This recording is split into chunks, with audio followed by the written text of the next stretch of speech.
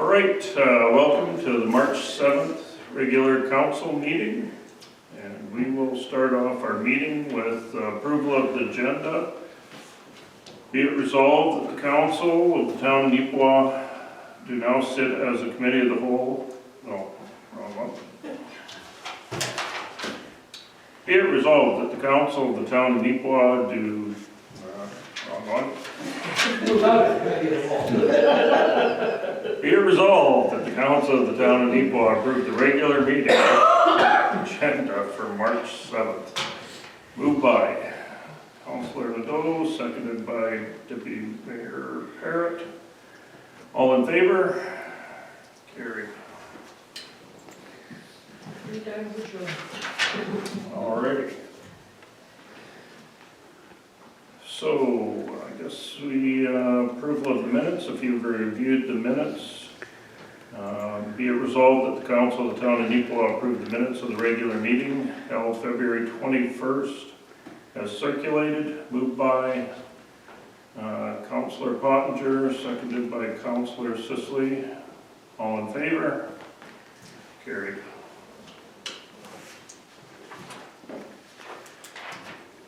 All right, tonight we have Staff Sergeant Colby Argue here to give us a report. Welcome, and go right ahead. Thank you very much for having me. I wrote out a little bit of an agenda here, so I'm going to go through kind of point by point, but feel free to stop me at any time and try to answer any questions you may have. And at the end, I always like to open it up because I find sometimes question and answer period is the most productive, and I also, any concerns, things like that, it's nice to hear. So we'll start off. Introduction, just for those who don't know me, my name is Staff Sergeant Colby Argue. I'm the detachment commander here for Spruce Plains, which is Neepawa area. So the crime stats, I believe you all have a copy of it, but I have the stats here for the month of February. And really nothing jumps out. Total of 39 calls for the month. I compared that against last year's 2002, it was 37 calls. So it's funny how that works out, but really good amount of calls relating to traffic offenses, so speeding tickets, various tickets, collisions, things like that. Really nothing out of the ordinary, especially in comparison to other years, so no concerns there. As far as crime trends, so we have noticed a few things in the area, and I think it's not just our area, but kind of in general, there's been a substantial increase in frauds.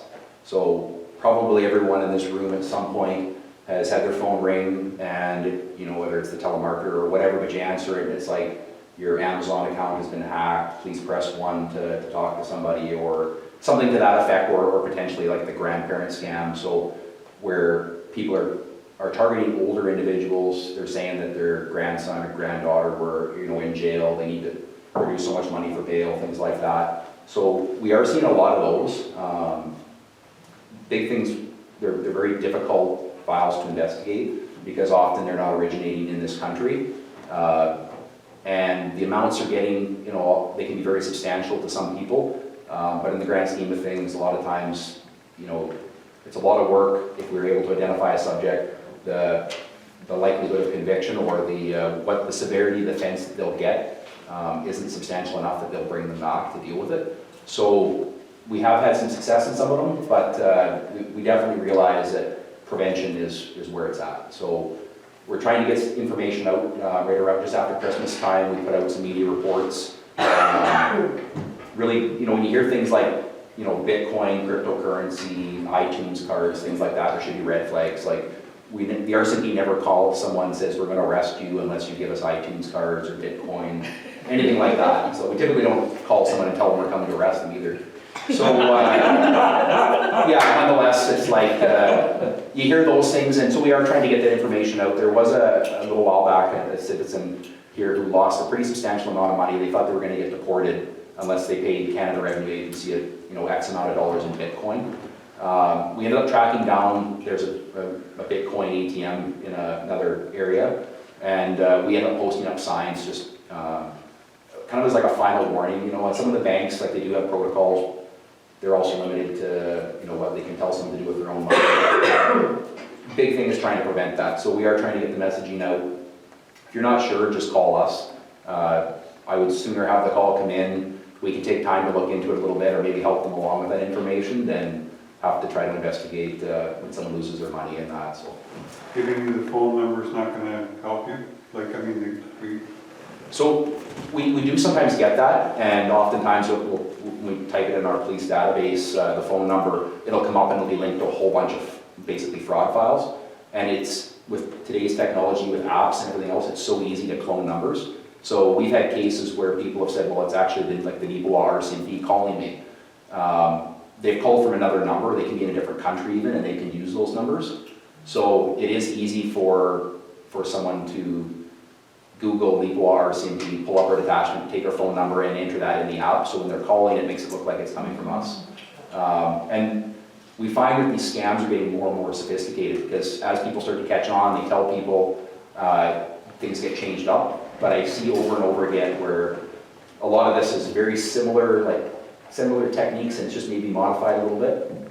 The other big one, and actually like every business, like community organization, things like that should be wary of, is the phishing scams.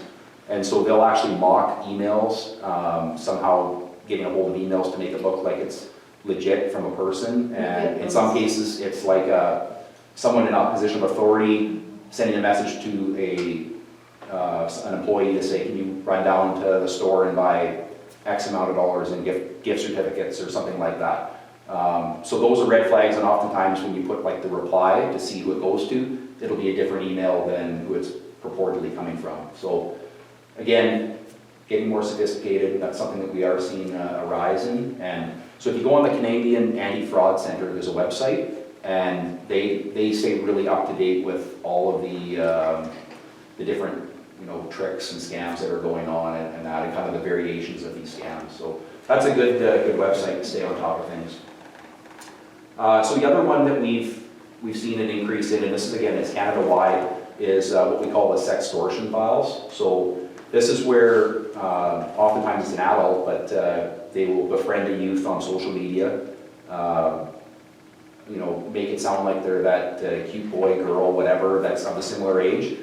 Befriend them, get them talking, and then eventually convince them to send pictures of themselves and nude pictures.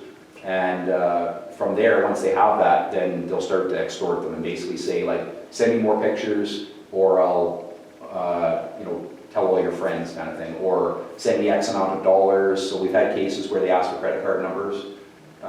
In one case, the youth didn't have a credit card, so they said, well, I don't have it. Then right away they went into, send me money, send me $200. So a lot of times, like these youth, they don't realize, this is happening to a lot of people. It's not just them.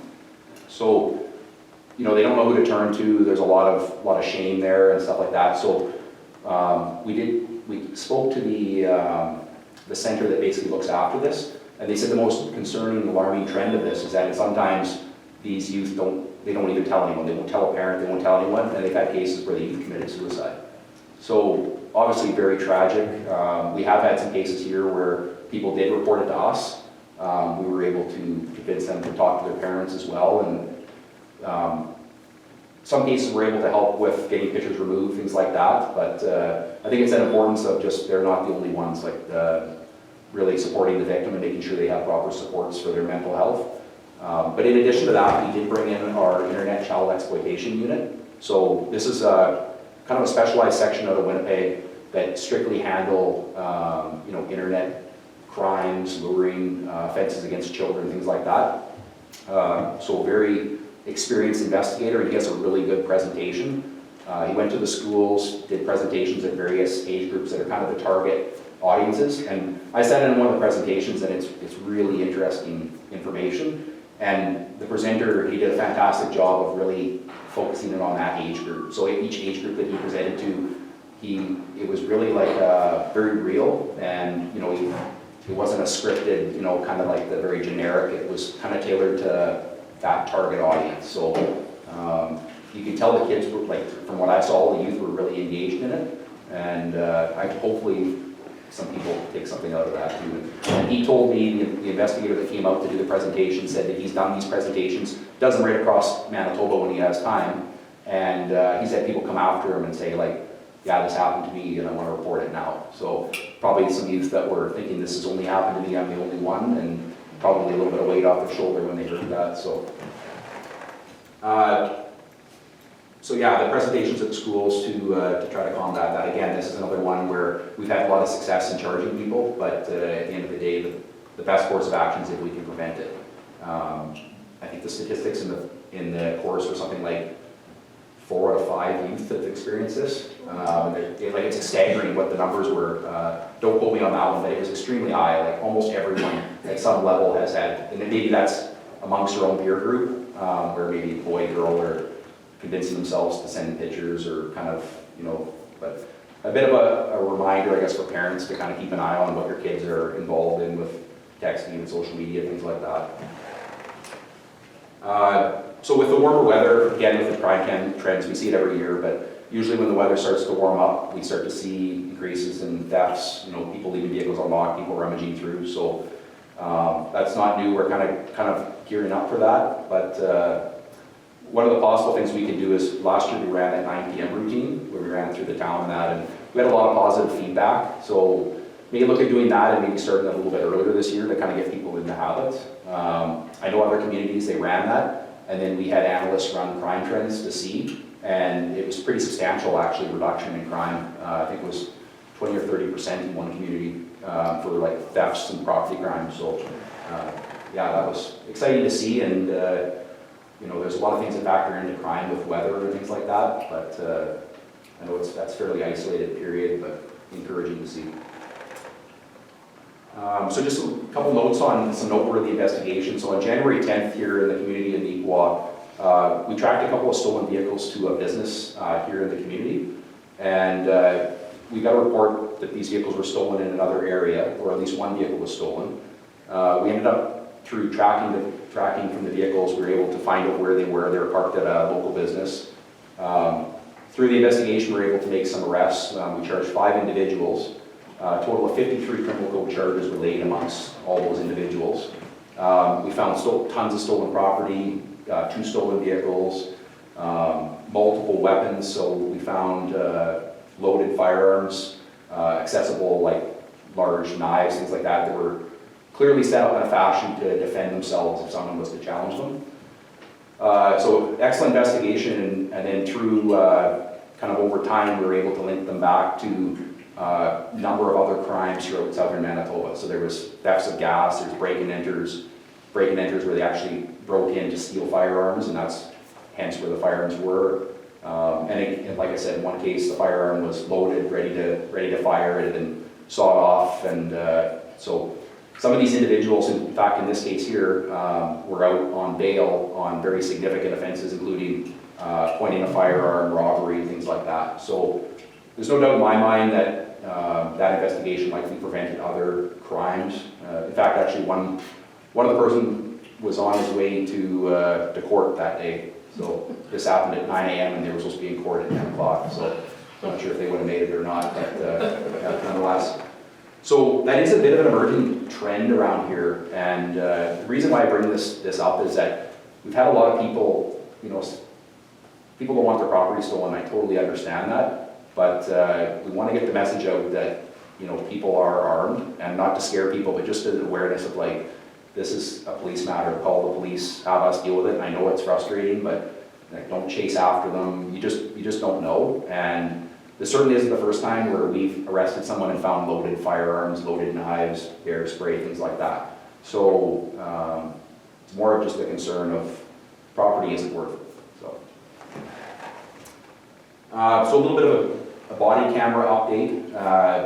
I'm on the body worn camera committee for the division, so I've been working on this one for a while, and you guys may remember a couple of years back I gave a presentation, and I even joked on that slide, but it said it was supposed to be out in the fall of 2021, and I knew that probably wasn't going to happen, but nonetheless it didn't. So it was put forth by the Prime Minister, say this is going to happen, but there's a lot of moving parts there to get those. They had to buy 15,000 cameras and make sure that there's the required infrastructure in place to transport data and everything else. So I'm pleased to say now that Motorola has got the contract. They're going to be supplying the cameras.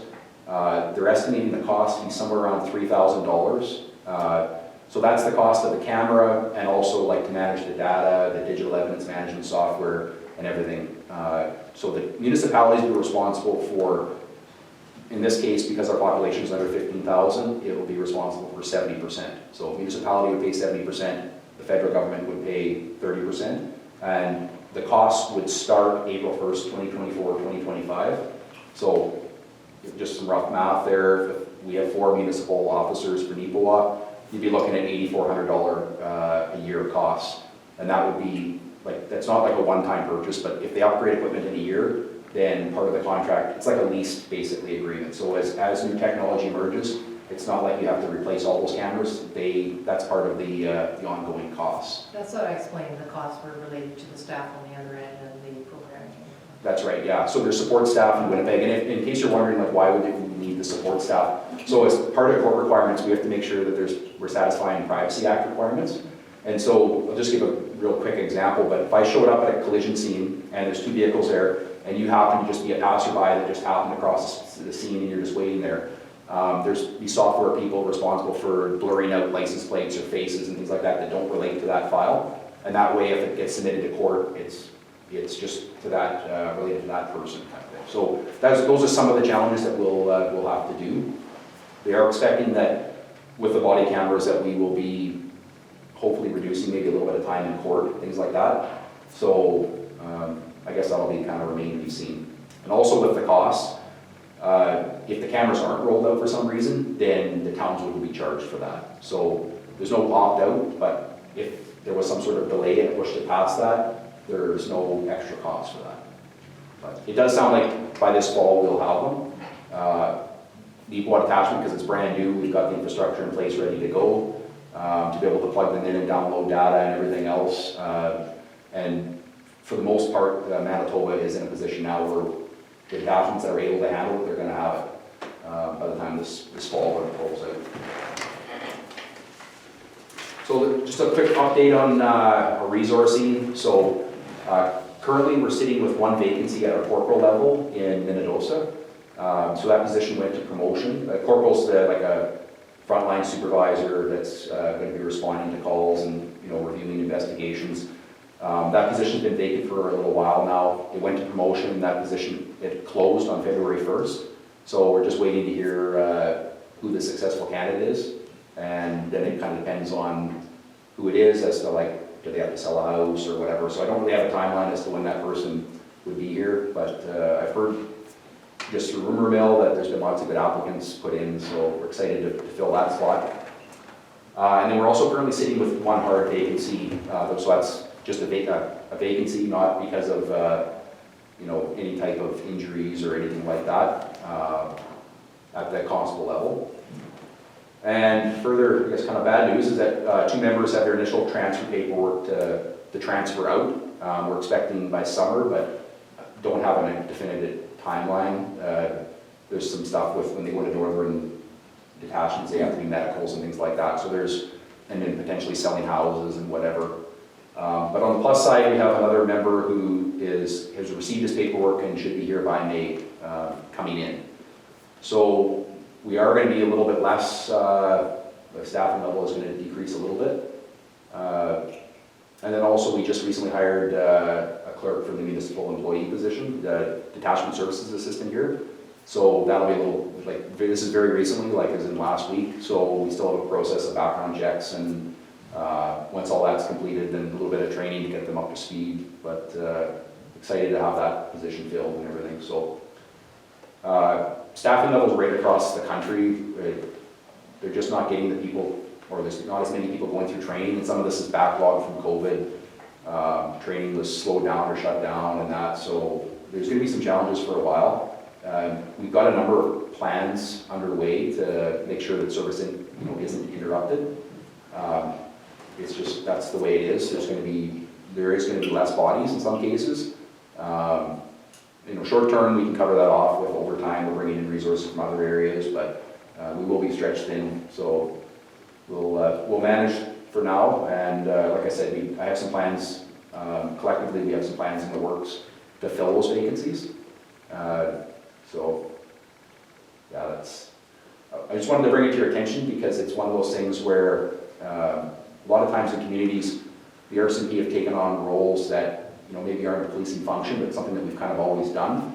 And it may be time now where some of those things where we say, I know we've always done this, but it isn't really a policing function, and maybe it's best served by someone else. So kind of still assessing some of that stuff, and again, going back to that prevention, maybe it's time to talk to the gas stations about like paying for gas beforehand or things like that to reduce trying to investigate the thefts after the fact. So these are some things that we're tossing around. As far as the annual performance plan, so last year, every year I guess we go through it, it's around this time. Our fiscal year goes from April 1st until March 31st of the next year, so we're kind of ending on the year. The 3 areas that were identified for town of Neepawa were enhancing road safety. So some of the initiatives we had were doing check stops, and then issuing tickets or warnings or whatever in relation to kind of emerging trends. So when I hear that maybe a school zone's an issue this month, and we can focus on that. If it's another area, speeding coming into town or whatever, we try to be flexible to deal with those issues. So I'm glad to say we're on line with meeting the objectives. We set out a target number of tickets we'd like to meet, as well as a number of check stops. The check stops also help with visibility, really showing people that we're out there and that. So with the weather the way it's been, we haven't got as many of the actual physical check stops set up because it's hard to get people to do that. But the next thing was crime reduction, and that's through curfew checks on known offenders. So we know that it's a pretty small proportion of the population that commit most of the crime. We get them on conditions like curfews, things like that, and then we make sure that they're following those conditions. So whether that's drug trafficking, property crimes, where they're responsible for lots of break and enters, things like that. And in some cases, we will do multiple curfew checks. So we'll check them at 9 p.m. and then we'll check them again at 2 in the morning, kind of thing, to make sure that they're not out breaking into places or whatever. And the goal of the program is essentially either they fall in line and they quit breaking the law, they follow their conditions, or they go back to jail, or they move away to a different community, which sometimes happens. In which case, hopefully it's out of our area.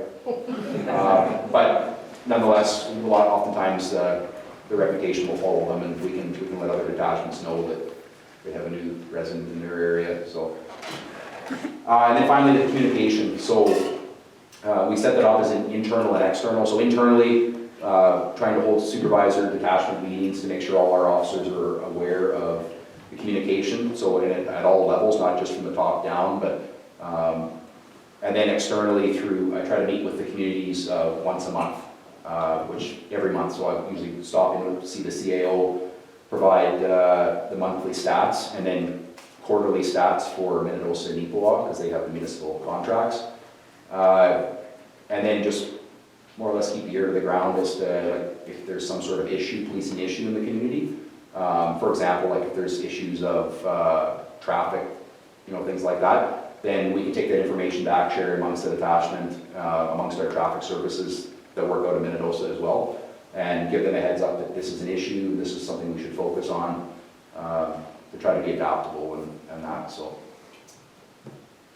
that's mainly the stuff I have on the agenda, and the final thing I guess is just questions and I guess any concerns anyone would have. Have you got the auxiliary program operating? So a little while back they changed the auxiliary program.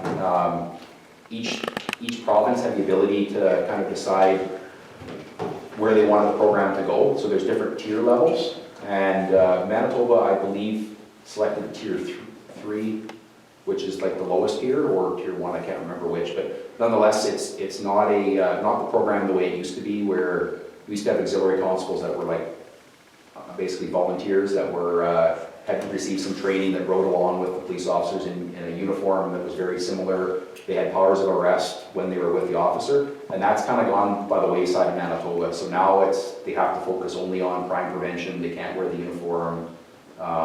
There's been a lot of changes in that, so the interest in it really dropped off. And also, I personally think that the auxiliary program is very useful. We had a lot of great, I've been in the RCMP since 2003, and I actually started as an auxiliary before that, but we had a lot of great volunteers that had a really good knowledge of the community. They knew the back roads, they knew the area, they knew the people, And it was great to have that extra body riding along on a Friday night, and I missed the program. But on the other hand, there's been the dangers of policing have been increasing, and the supports in place for auxiliaries that end up having to go back to their regular job, on Monday and things like that, maybe weren't there, and there was a lot of risk. So I think it was more of a decision based on risk, but certainly not at my level. This is for the province. Their decision was to go with the tier 3, which is like crime prevention and stuff like that.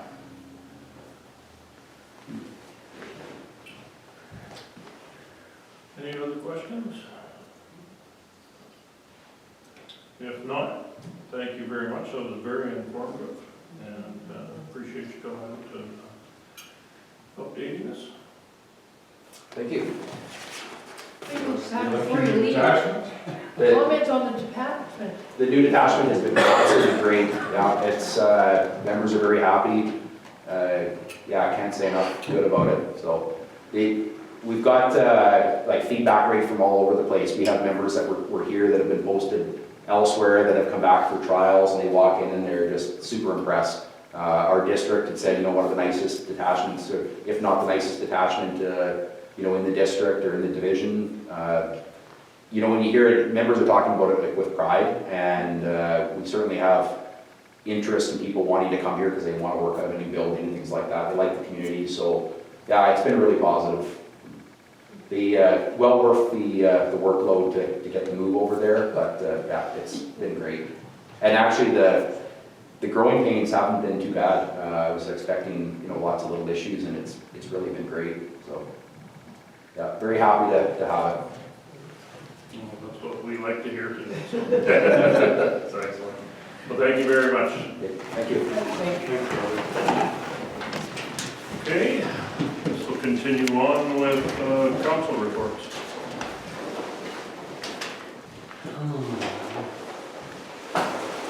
Councilor Liddell. Hi, I've got a couple reports for council here. On February 27th, we had a Yellowhead meeting. A week a little later because of the holiday in February. Some of the highlights to share with council from the Yellowhead meeting would be, I don't want to steal the thunder of the Yellowhead, but we're looking at bringing the circus in again, so there's more definite path to that happening, and I'm sure you're going to hear an announcement soon enough.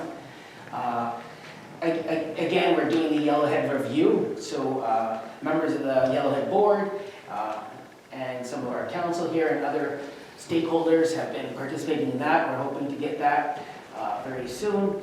There's a new lacrosse league that is looking to start. So that is another way to use the Yellowhead and to have recreation and physical activity in our community. So that's really exciting. We have a presentation, and we're looking to see that move forward, so that's a positive. The ice this year is going to stay in at the Yellowhead until about mid-April, which is longer than it usually does stay. And a lot of our user groups are looking to use it. And one thing that is looking to start, hopefully in March, we're looking to see, which is now March, those ice bikes that the town once helped apply for a grant. So we're looking to see those ice bikes. The Yellowhead has got the insurance in place, so we're looking to set a date and get that going too, so people in the community can use the ice bikes. Of course, with the rink being open until mid-April, that'll be more public skating time for users in the community. And I think that's everything with the Yellowhead. Another meeting that I had was the Rossburn Subdivision Trail Association meeting. That was on, it was last week. I don't have the date in front of me. But what we did do is we talked more about this MOU, and I finally get a chance to share with you guys the draft. This is the draft. The way the MOU will come out, if you wanted to take a copy and pass that around, they are going to come as a delegation and present it formally to everyone, but this is what the draft is looking like, and there's some highlights to tell you about. Currently, each municipality that's part of the Trail Association, they look after their own maintenance and repairs. However, we've been very fortunate with COVID, it's coming around everyone, where we are able to, the Trail Association has been able to apply for a lot of the maintenance costs. And that maintenance cost is now going to be, a lot of it will be taken up through the Trail Association itself to help pay for any damage or repairs. Of course, it's going to be an agreement between the municipality and the RSTA, but here's what it's kind of looking like. So just to share with you that we're going to have a more formal agreement. That way, moving forward, it's a little more clear on who's responsible for what. And if you look here, our responsibilities, besides having the insurance that we have already, is to mow it twice a year, to mow a path. And we're right at the end of the trail. So from here to Russell, we're at the end of this particular trail. So definitely something that's coming in the near future. We're going to see someone come here to present to all of council. Our board members are prepared to come to council. So that's one thing that we've been working on. Another thing was today, actually, I was able to participate in a Trans-Canada Trail subdivision case study interview. And what it is it's an economic impact analysis of the trail system throughout Manitoba. And it's got more of a global or across Canada effect to it, but we're focused on our section of the trail and how we can use our trail, because we're not monopolizing the trail to its advantages that it could have. So that's something that we're looking at doing, and I was able to help represent our trail association today, and our leader there thought it went really well today, so that was really good. One last thing to share with you. I emailed today our CAO, Schnitzen? Okay. I'm not doing it justice today, that's for sure. But we did get a letter on behalf of the library group, and I just wanted to read to you here. It was from our Honorable Minister of Sport, Culture and Heritage, and if you can share it with the rest of council later tonight. But basically what it is the Manitoba government is working to strengthen our public library system across the province. So as part of its ongoing commitment to strengthen the Manitoba public library system, the Manitoba government is engaging with library boards, municipal reps, and other key stakeholder organizations to consider a new approach to provincial operating support and to confirm key priorities for the sector. So our minister, the Honorable Obi Khan, he asked for us to complete a survey. So on behalf of our municipality and as a member of the library board, I went online and completed the survey. So that's the first step in this engagement, but definitely it's helping to share what we're seeing as a community as part of the WMRL. And that's everything from me. Okay, thank you, Jason. Any other council reports? Councillor Sisley. We had a vet board meeting on Wednesday, February 22nd. First half of the levy requests have been sent out to all municipalities. And the clinic will be having a first-year vet student for the summer this year. And I'm also just going to touch on the ice bikes because I'm actually working with Lindsay on the advertising, so I know the dates that they're going to be on. We're doing March 17th is Arts Forward Stays Off School program.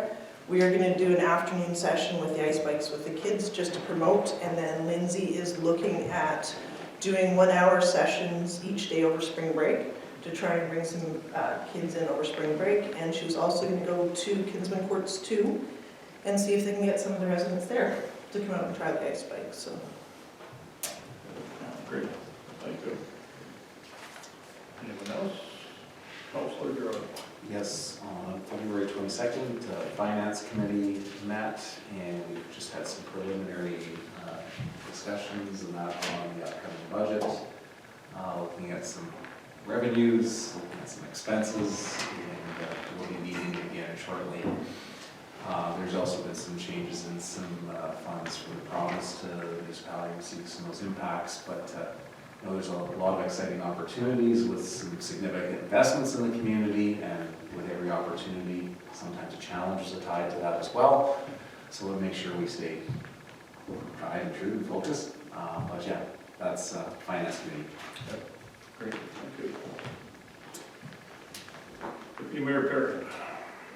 On February 23rd, we met with Minister Eileen Clark, here at the town office, myself and staff, and we dealt with the beefs and bouquets of, as we plan for our next 30 years, dealing with the utility service needs as well as our transportation needs. On the 27th, after cheering up and down about a wonderful announcement that I believe CAO Sid Shishin will go over, we met with ACC, Cinnamon Community College, and Prairie Mountain Health and staff to go over the requirements that will be needed for the LPN training program that's coming to Neepawa. And I fixed something at the clinic. I can't remember what it was. Well, thank you. Oh yeah, I work at the clinic will start in about a month on the roof, which was tendered out last fall. Okay. All right. Any other reports? If not, we'll move to our manager of operations, Denise. First things first, we'll announce that there's going to be a temporary detour notice for Thursday. I believe Jody has posted this online for us and notified all emergency services that should be affected. But the railway crossing on Rosedale Avenue near John's Electric will be closed Thursday, March 9th from 8 a.m. to 3 p.m. just to do some track repairs there at the crossing. So expect detours going on to Commerce Street. Anyone needs to go around that way. The active transportation study's been ongoing and they're making progress on that. They've been reaching with stakeholders and getting different input. We've also received some input regarding the Main Street pedestrian crossing at Hospital Street. So we had an inquiry about that, about relocating it, and after much back and forth with the province and also the school division, we have been granted permission to relocate that crossing. This constitutes many years of looking into it, our own requests. It also ties to our active transportation study that's going on as well. And not exactly where the school division wants to see the crossing, but it will be addressed to the north side of the intersection opposed to the south side. So we'll be commencing that work once school is out, so we don't impede any children there trying to cross over. We've been dealing with warranty issues at the water plant reservoir project. We've got a few pumps that just have had some issues, so those our engineers are dealing with that, and we're doing warranty claims on those units that are defective. Lagoon project, phase 2. They've got some of the concrete walls poured there, so they'll be doing some form stripping right away. But that project is proceeding nicely, moving along. On the staff front, we've had staff away for training, writing a few exams. We've also had staff last week at the MWW's annual conference. So we had 4 staff and myself there. It was a well-attended conference, so the staff got a chance to network and listen to some technical papers. It was a good networking event, but also a good training and get out to talk to other industry people and understand the same problems and share some stories. We've also signed up staff for some May training, so we've got 3 going to water distribution level 1 and level 2 training, and 1 taking wastewater collection level 2 training. That'll be in May, so we'll get some more exams written, some more staff certified. And that's everything I've got. I guess the golf course project is proceeding nicely there, where the DFA work has been ongoing. It's anticipated that the bridge should arrive March 17th for installation there. So it's slightly behind schedule, but it shouldn't impede the opening of the course. They've been moving along nice. There might be a little bit of tidy up work, which we anticipated once we get full spring melt there. But that project's been ongoing. We've been getting regular updates, and to our knowledge, they've been in contact with the Gulf land lead there on that project, just to ensure that nothing is going all right on site. Any questions of the? No, thank you. Correspondence. Pauline? So the single piece correspondence we have on February 24th we're referring to an announcement by the province of Manitoba that they're announcing 47 million increase to the operating funding basket to municipalities. So what does that mean for the town of Neepawa?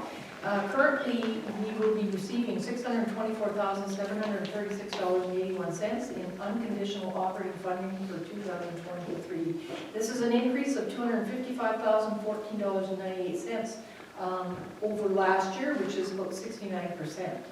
And part of that actually includes our per capita calculation that will align with 2021 census data.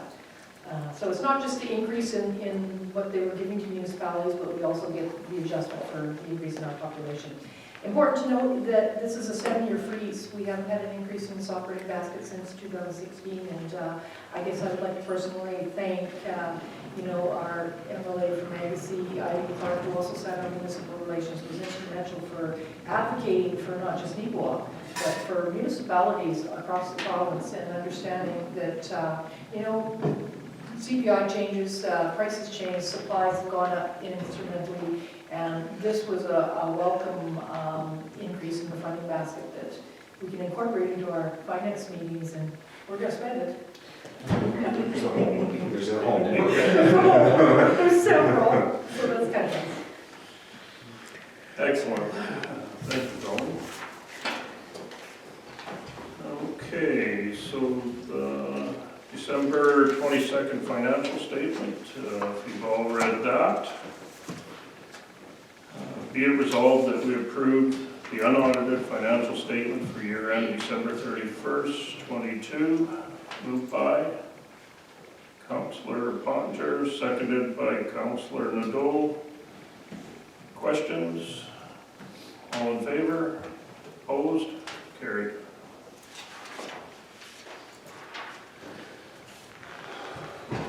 Okay, accounts for February.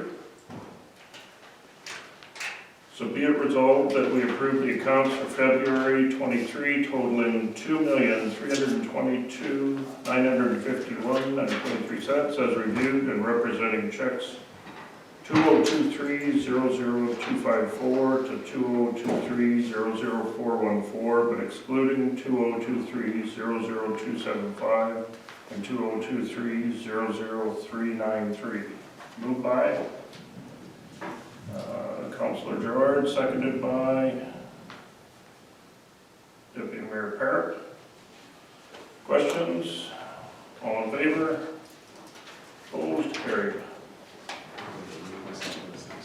Councillor Gerard and myself will remove ourselves for conflict, and I'll ask the Deputy Mayor Parrott.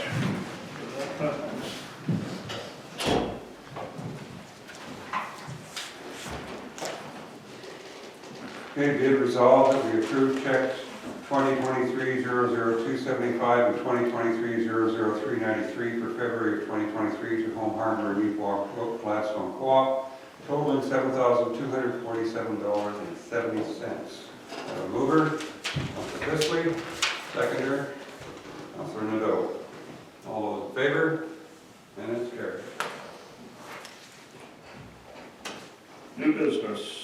Weed Inspector Colleen. So, the Noxious Weed Act and the Municipal Act suggests that municipalities are required to appoint an inspector by March 1st of each year and submit the name of the inspector to the Director of the Primary Agriculture Grant within 1 week of the appointment. So we're 6 days late, but that's okay. We do have a new member in that position. You will all know Al Durham had previously been appointed as weed inspector. We're asking your support in actually appointing now Scott Fox. Okay, any questions? Resolution, be it resolved that we hereby appoint Scott Vauxhall as Town and Neepawa Weed Inspector for the year 2023. Moved by Deputy Mayor Parrott, seconded by Councillor Pottinger. All in favor? Opposed? Carried.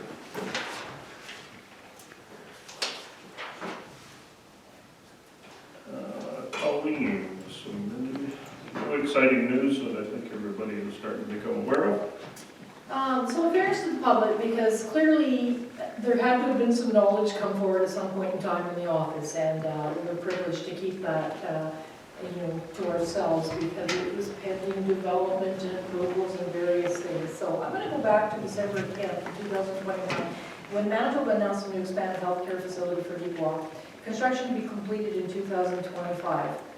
We recognized at that time there'd be a broad spectrum of staff required to actually work in this facility and to backfill possibly in other facilities. So we reached out at that time to Prairie Mountain Health to begin to understand what the employment needs would be. Settlement Services to collaborate with newcomers who may be seeking employment or want to upskill, and ACC to discuss remote training in Neepawa. Then in April of 2022, we quickly took the initiative on behalf of Council to write to Minister Reyes of Advanced Education, Skills and Immigration, and at that time saying, you need to remove the barriers that would allow Neepawa to host appropriate community-based training in advance of the hospital opening. And he actually advocated that we should continue to work with ACC. And why this is important is when you look at nurses training, it can only be offered in Winnipeg or Brandon technically or up north and whatnot. So how could we bring some here? So by August of last year, we actually were more formally participating in conversations to attract the training program specific to nursing. And we were investigating the availability of buildings in Neepawa that would meet or exceed the requirements of the College of Nurses. So if you go back in time, we all know the Resource Center was a building that was on Davison Street. ACC had a presence in that building, and clearly it's not there any longer, it was not an option. But what would meet the needs in Neepawa? The College of Nurses was very strict in their guidelines of what they had to have as far as floor space, which basically, as each building was reviewed, they were stricken off the list because either through code requirements or whatever, they just could not be considered. They needed one floor, they needed very specific requirements to host this particular program. So there was no building at the time that necessarily stood out as meeting the requirements. So then we started to focus on a building that we already owned and would be vacant in November of 2022. And we all know that to be known as the building at 239 Mill Street, or the old RCMP detachment.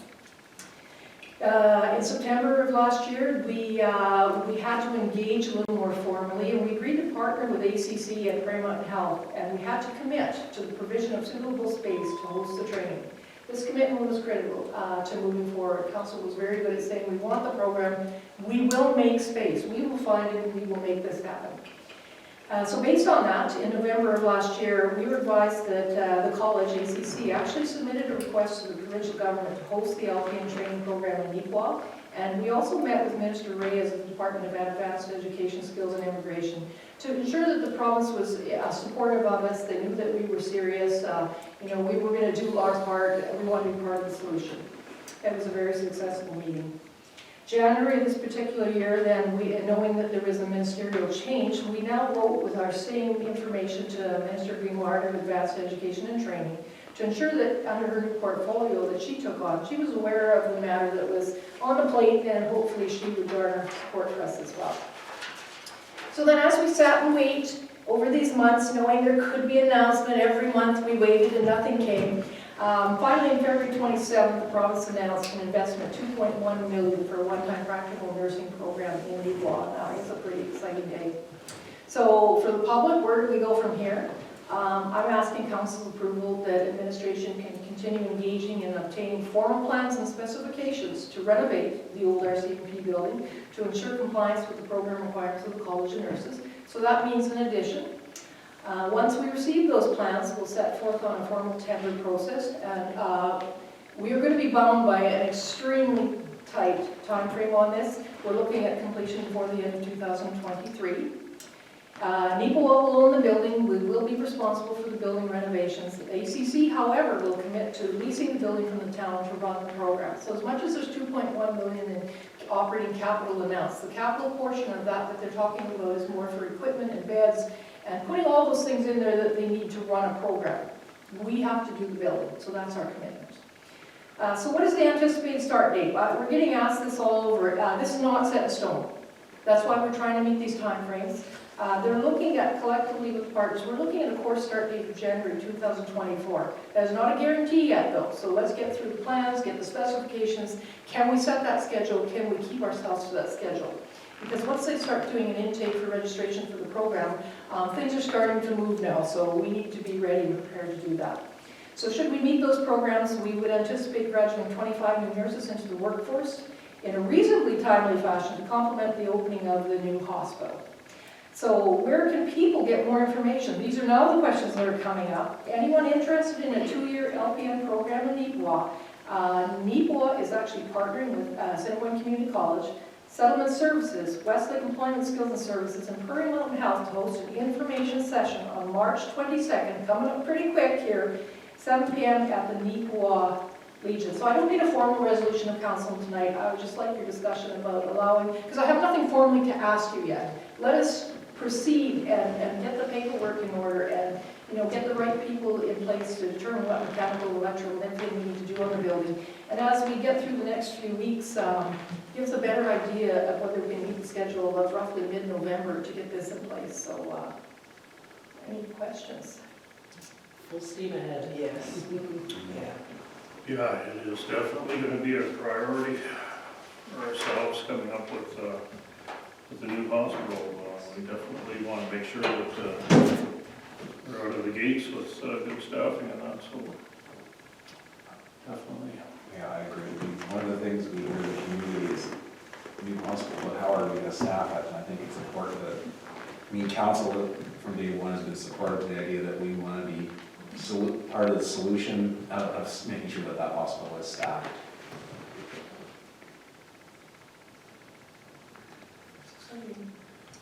So that's where that 255,000 announcement is going to be very helpful.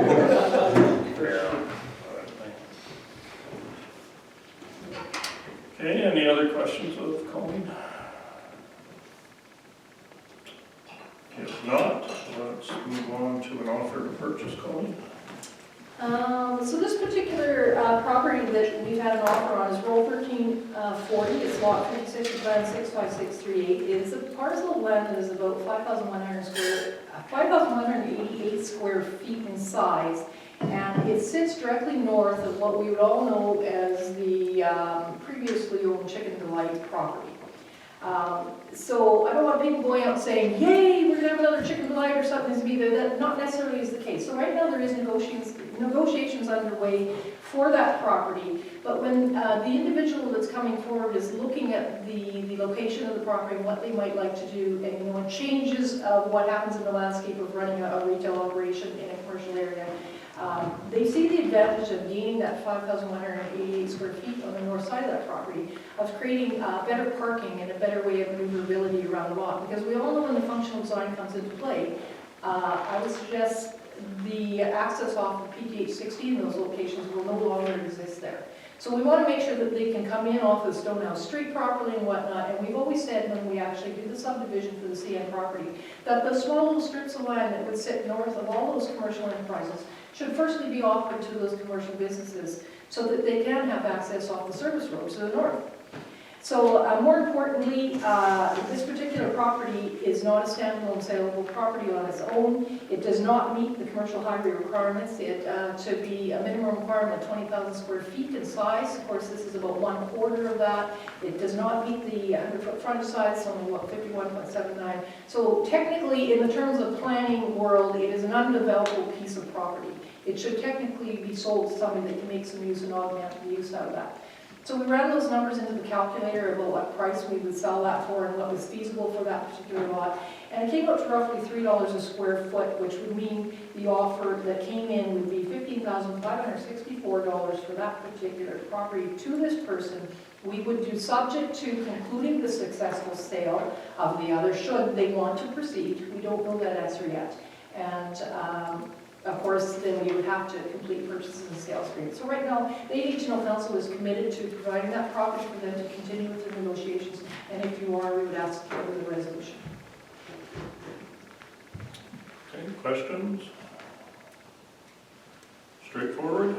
Okay, the resolution reads, be it resolved that we accept the offer of Rohit Patel for the purchase of lot 56, Plan 65638, roll 1340 and Southwest 331415 West in the amount of $15,564, subject to the successful completion of the purchase of commercial property roll 155900 located at 497 PTH number 5 North, and the consolidation of this parcel with roll 155900. Be it further resolved that the administration give authority to finalize any other terms of the purchase and sale agreement. Moved by Councillor Gerard, seconded by Councillor Pottinger. All in favor? Opposed? Carried.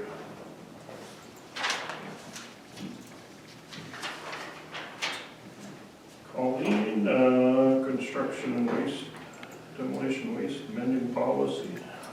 So we all know that everything's going up, no different at Evergreen Environmental Technologies. The fuel costs, labor costs, everything. So Evergreen's rates have gone up. We were currently charging $80 per ton for construction and demo waste for anything greater than basically 100 kg per load and greater. So we're looking at that base cost. We're looking at what the increases were. There's a $5 per ton cell replacement fee now in the queue. $1.25 per ton cost for post-closure, and that equates to $86.25 now. And then you add on the regional recycling, the per ton $10 that we invoice out twice a year on top of that. And so our value, that just to be a user pay system and not making any money, is going to be $96.25. So the only amendment you're seeing in the policy is changing the $80 to $96.25 per ton. Questions? Okay, the resolution, be it resolved that in order to accommodate a fee increase charged by Evergreen Environmental Technologies, we approve an amendment to the construction and demolition waste policy, OP-015, to increase the tipping fee from $80 per ton for loads achieving a base weight of 100 kgs per load and greater to $96.25 per ton. Moved by Councillor Nadeau, seconded by Councillor Sisley. All in favor? Opposed? Carried.